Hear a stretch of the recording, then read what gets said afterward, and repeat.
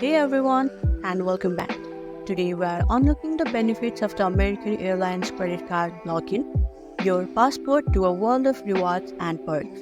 Whether you are a seasoned traveler or just dipping your toes into the world of airline credit cards, this guide has got you covered. Let's get started. Grab your American Airlines credit card and head to the official website. Simply open your preferred web browser and type in aa.com into the address bar. Once you have landed on the home page, look for the login option and click on it to proceed.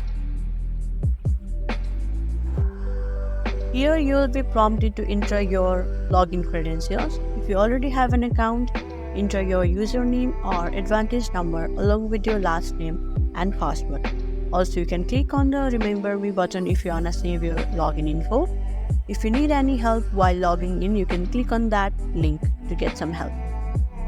Now, after entering your information, hit the login button below.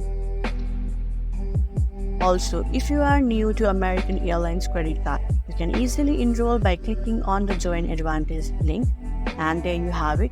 Navigating the American Airlines Credit Card login process is as simple as that.